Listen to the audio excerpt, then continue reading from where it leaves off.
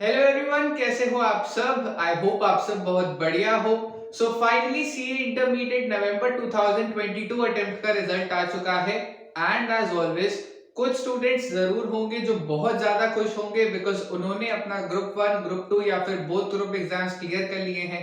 And simultaneously कुछ students ऐसे भी होंगे जो शायद किसी एक पेपर, दो पेपर की वजह से अपना सीए इंटरमीडिएट का ग्रुप 1, ग्रुप 2 या बोथ ग्रुप का एग्जाम्स क्लियर नहीं कर पाए।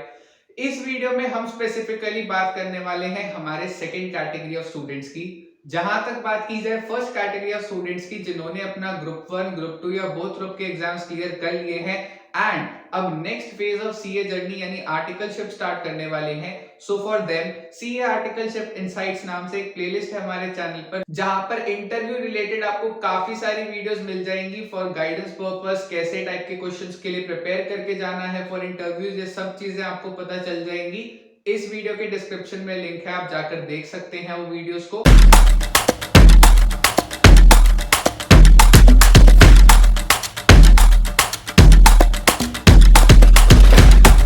अब अगर बात करें उन स्टूडेंट्स की जो कि अनफॉर्चुनेटली अपना सीए इंटरमीडिएट का एग्जाम नहीं क्लियर कर पाए इस अटेम्प्ट में, ये नंबर जो आपको सामने व्हाइट बोर्ड पर दिख रहा है ये उन स्टूडेंट्स का नहीं है जिन स्टूडेंट्स ने अपीयर करा था एग्जाम में, बल्कि ये वो स्टूडेंट्स हैं जो कि नहीं क्लियर कर पाए अपना सीए इंटरमीडिएट एग्जाम इस अटेम्प्ट में।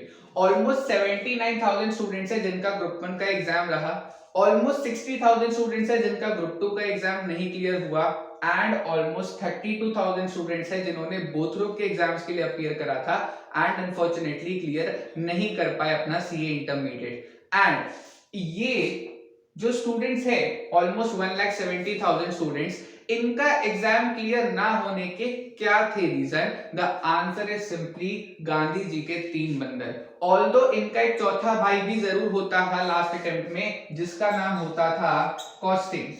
बिकॉज कॉस्टिंग का पेपर जो है वो भी पिछले 2-3 अटेम्प्ट से थोड़ा टफ कैटेगरी के पेपर में आता था, लेकिन इस अटेम्प्ट का पेपर कंपैरेटिवली काफी आसान था। सो इस बारी में एक भाई तो इनका छुट्टी पर था, बट बाकी 3 जो भाई थे उन्होंने स्टूडेंट्स के नाक में दम कर रखा था। एंड ये 3 सब्जेक्ट्स ही मेन रीजन है कि स्टूडेंट्स अपना सीए इंटरमीडिएट का एग्जाम क्लियर नहीं कर पाए। So I will be sharing the strategies with you to prepare for other subjects as well. अगर उस सब्जेक्ट में आपकी एग्जामिशन नहीं थी एंड आपने मई 2023 में उस सब्जेक्ट का भी एग्जाम देना है तो, लेकिन प्राइमरीली हम इन 3 सब्जेक्ट्स पर फोकस करने वाले हैं because most of the students से यही सुनने को मिला है दैट टैक्स की वजह से ग्रुप 1 रह गया, ईआईएस की वजह से ग्रुप 2 रह गया, ऑडिट की वजह से ग्रुप 2 रह गया। सो ये 3 पेपर्स के लिए आपको क्या रखना है आपका revision plan for May 2023 attempt, since ICAI ने डेट शीट ऑलरेडी रिलीज कर दी है।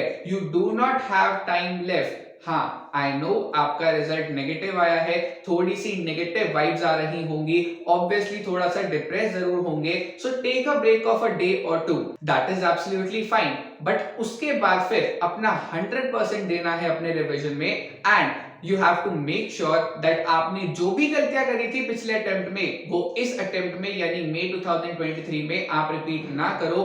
एंड मई 2023 का रिजल्ट आने के बाद चाहे हो आपका लिंक्डइन, चाहे हो कोई और प्लेटफॉर्म जहां पर अभी आप लिखते हैं अपना नाम के नीचे सीए इंटरमीडिएट स्टूडेंट, वहां पर सीए फाइनलिस्ट आना चाहिए। So how are we going to prepare for these 3 subjects to be specific? सबसे पहले जहां पर हम बात करें टैक्स की, टैक्स में एक ऐसी चीज जिसमें स्टूडेंट्स बहुत ज्यादा लैक करते हैं इज कि हमने पेपर अटेम्प्ट कैसे करना है। बिकॉज जहां तक बात आती है 30 मार्क के एमसीक्यू की, काफी स्टूडेंट्स क्या गलती करते हैं, एमसीक्यूज पेपर के बीच में ही उठा लेते हैं अज्यूमिंग दैट कि हम हर एक मिनट में एक क्वेश्चन भी सॉल्व करेंगे तो 30 मिनट में 30 एमसीक्यू सॉल्व हो जाएंगे। हाउएवर टैक्स के पेपर के एमसीक्यू इतने आसान नहीं होते मेरे दोस्त।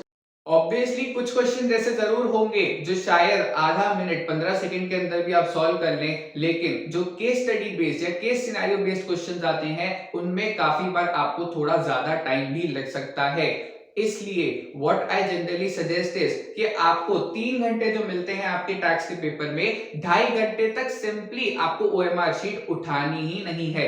2.5 घंटे तक बाकी पूरा 70 मार्क का पेपर करो एंड रिमेनिंग 30 मिनट्स में आपको क्या करना है, आपका ओएमआर शीट उठाना है एंड जितने ज्यादा एमसीक्यूज हो सके उतने ज्यादा सॉल्व करने की कोशिश करो। ठीक है, नेक्स्ट एक और इंपॉर्टेंट चीज, काफी स्टूडेंट्स एक चीज से बहुत डरते हैं, जो डर शायद मुझे भी था मेरे अटेम्प्ट में, कि भैया अगर मैंने 10 क्वेश्चन अटेम्प्ट करे हैं टोटल इनकम के, एक दफा भी ऐसा नहीं हुआ कि मेरा फाइनल आंसर जो है टैक्स पेएबल या रिफंडेबल का वो ठीक आया हो। हमेशा कुछ ना कुछ गलती हो ही जाती है। So please understand the thing, even if आपके अगर टोटल इनकम के क्वेश्चन में 1 पॉइंट 2 पॉइंट गलत हो भी गए, still you can easily fetch 7 to 8 marks in that question. And total income के क्वेश्चन के अलावा बाकी क्वेश्चंस भी हैं जो बहुत ज्यादा स्कोरिंग हैं, जैसे कि अगर हम बात करें सेट ऑफ कैरी फॉरवर्ड, एक 6 मार्क का क्वेश्चन ऑलमोस्ट हर अटेम्प्ट में आता ही आता है।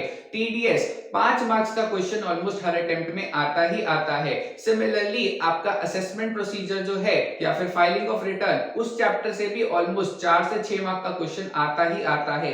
सो ऐसे चैप्टर्स जिनसे टोटल इनकम के अलावा अलग से एक क्वेश्चन आता ही आता है आपके 42 मार्क्स के पेपर में, उन चैप्टर्स को अच्छे से टारगेट करो, सो दैट बाकी जो हमारा 14 मार्क का क्वेश्चन है उसमें अगर 7 नंबर भी आए एंड रिमेनिंग 28 में से हमने 20 भी स्कोर कर लिए तो 27 तो हमारे 42 मार्क्स के इनकम टैक्स के रिटर्न पेपर में ही आ जाएंगे। So in order to fetch the remaining 13 marks is a very easy job. आप वो 13 नंबर बिना जीएसटी का प्रैक्टिकल पोर्शन अटेम्प्ट करे भी स्कोर कर सकते हैं, बिकॉज 12-13 नंबर तो एमसीक्यू में लाना बहुत ज्यादा आसान काम है। सो इसीलिए आपको सिंपली स्ट्रैटेजाइज करके चलना है, क्या कि जब मैं करता हूं प्रैक्टिकल पेपर, यानी कि जो मेरा रिटर्न पेपर मैं कर रहा हूं, उस टाइम पर 8 मार्क का मेरा जीएसटी का पहला क्वेश्चन और 14 मार्क का टोटल इनकम का क्वेश्चन, ये 2 क्वेश्चन छोड़ के बाकी पेपर पूरा पहले अटेम्प्ट करो, फिर ये 2 क्वेश्चन ट्राई करना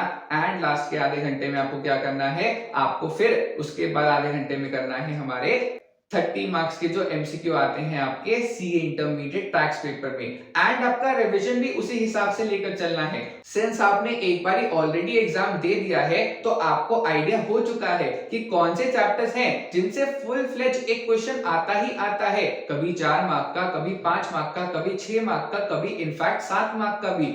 उन चैप्टर्स पर ज्यादा फोकस रखो। ठीक है, नेक्स्ट अब हम आते हैं अगले सब्जेक्ट पर, जो कि है हमारा ऑडिट का सब्जेक्ट। एक ऐसा सब्जेक्ट जिसने सबसे ज्यादा बैंड स्टूडेंट्स की क्यों बजाई होगी, उसका रीजन मैं आपको बताता हूं, क्योंकि मेरी बैंड भी बजी थी इसी रीजन की वजह से।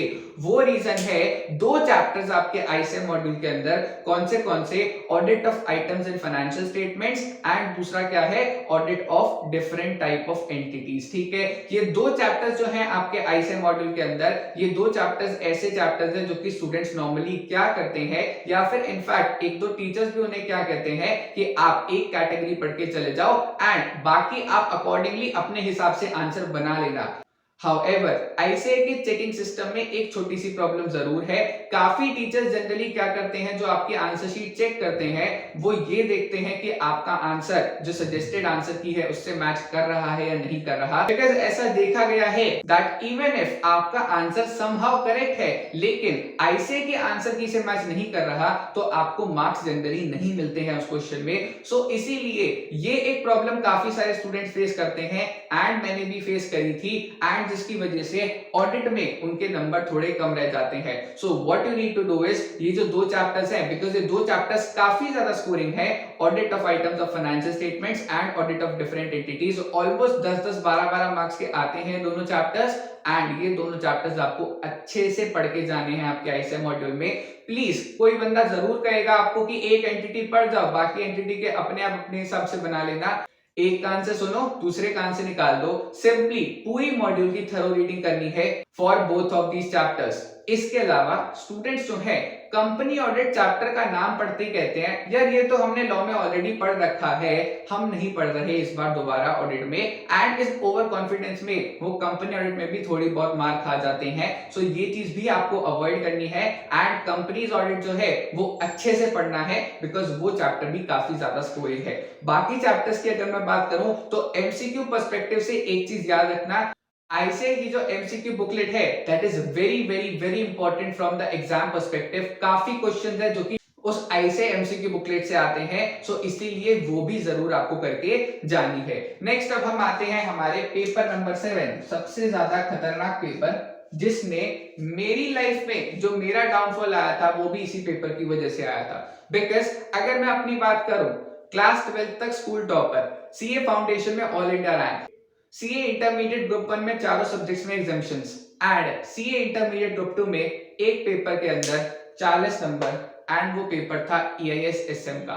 And I can surely tell you कि हाँ 40 नंबर मेरी मार्कशीट में जरूर थे, लेकिन 2-3 नंबर मुझे ग्रेस जरूर मिले होंगे बिकॉज मेरी कैलकुलेशन के हिसाब से 45 बन रहे थे, जिसमें से मेरे अंदाजे के हिसाब से 5 से 7 नंबर एक्स्ट्रा जरूर काटता मेरा एग्जामिनर, यानी 37-38 ही आए होंगे, जिसमें 2-3 ग्रेस मार्क्स जोड़ के मुझे पास किया गया था इस सब्जेक्ट के अंदर। बिकॉज ये एक ऐसा सब्जेक्ट है जो काफी ज्यादा बोरिंग लगता है काफी ज्यादा स्टूडेंट्स को। हाँ, जहां तक मैं बात करूं एसएम की, so it is very much relatable to the business studies, तो इसीलिए ये टॉपिक जो है हमारा, ये सब्जेक्ट जो है हमारा, वो हमको फिर भी थोड़ा बहुत इंटरेस्टिंग लग जाता है। एंड अपनी बात भी करूं, सो पेपर के अंदर यू वोंट बिलीव मैंने एसएम पूरा अटेम्प्ट करा था, एंड जो हमारा रिटन पेपर होता है जिसमें हमारे 35 मार्क्स का आता है रिटन पेपर और 15 मार्क्स के हमारे होते हैं MCQs in both EIS and SM. Out of the 35 marks EIS paper I had attempted only 11 marks paper. 35 में से सिर्फ 11 नंबर का ईएएस का पेपर मैंने अटेम्प्ट करा था। पूरी के पूरी शीट खाली थी, गिनती के 5 से 6 पेजेस भरे थे सिर्फ उस शीट के अंदर। बिकॉज ये एक ऐसा सब्जेक्ट है जो लिटरली कभी पढ़ने का मन करा ही नहीं। एग्जाम से एक दिन पहले भी लग रहा था कि एसएम के बलबूते ही पास हो पाएंगे, ईआईएस तो भैया नहीं हो रही बिकॉज काफी ज्यादा बोरिंग है। However, जहां पर मैं बात करूं ईआईएस की, सो फॉर दैट कुछ टीचर्स ऐसे हैं मार्केट में जिन्होंने ईआईएस के जो 5 चैप्टर्स हैं आपके आईसीए मॉड्यूल के अंदर, उन्हें चार्ट फॉर्म में समराइज कर रखा है, जिससे आपको काफी ज्यादा हेल्प मिल जाती है in revising the chapters of EIS very quickly. And आपको यही इंश्योर करना है कि कहीं से आप अगर वो चार्ट्स अरेंज कर सकते हो या फिर परचेज कर सकते हो तो वो चार्ट्स जरूर देख लेना। बिकॉज ईआईएस में मेरे वो फ्रेंड्स या फिर जूनियर्स जिन्होंने वो चार्ट्स की फॉर्म के थ्रू रिवाइज करा था, उनको काफी ज्यादा बेटर लगा एक्सपीरियंस, एंड उनके काफी अच्छे मार्क्स भी थे ईआईएस एसएम के अंदर। So for EIS SM I would recommend that SM तो आप वैसे ही पढ़ो जैसे कि आप बिजनेस स्टडीज पढ़ते थे अपने क्लास 12 में, एंड जहां पर मैं बात करूं ईआईएस की, for that I would recommend कि अगर आप चार्ट्स जो डिफरेंट फॉर्म के अवेलेबल हैं मार्केट में डिफरेंट टीचर्स के, वो अगर रेफर कर सकते हो, so that would be very beneficial for you. अभी तो हमने बात कर ली है इन 3 सब्जेक्ट्स की, लेकिन बाकी 5 सब्जेक्ट्स भी तो हैं। चाहे बात की जाए अकाउंट्स की, चाहे बात की जाए एडवांस अकाउंट्स की, ये 2 पेपर ऐसे हैं जिनमें almost 85% paper direct ICA module से आता है। रिमेनिंग 15% पेपर में कुछ क्वेश्चंस होते हैं अकाउंटिंग स्टैंडर्ड्स के, जो पिछले 2 साल 4 साल 5 साल के आरटीपी से उठ के आ जाते हैं, और हर पेपर में बाकी बचे प्रैक्टिकल पोर्शन से एक क्वेश्चन जरूर होता है जो आईसीए मॉड्यूल से बाहर से आता है। इसके अलावा ऑलमोस्ट 80 to 85% ऑफ पेपर आपका होता है डायरेक्ट आईसीए मॉड्यूल से। सो फॉर दीज 2 सब्जेक्ट्स यानी paper number 1 and paper number 5, अपने को सिर्फ आईसीए मॉड्यूल पर ही ध्यान देना है। हमारे लिए वही भगवत गीता है, हमारे लिए वही कुरान है, ठीक है। So for that what you need to make sure is कि चाहे बात की जाए पेपर 1 की, चाहे बात की जाए पेपर 5 की, इन दोनों पेपर्स के अंदर आईसीए मॉड्यूल का एक भी इलस्ट्रेशन, एक भी क्वेश्चन नहीं होना चाहिए जो आपके हाथ से आपने सॉल्व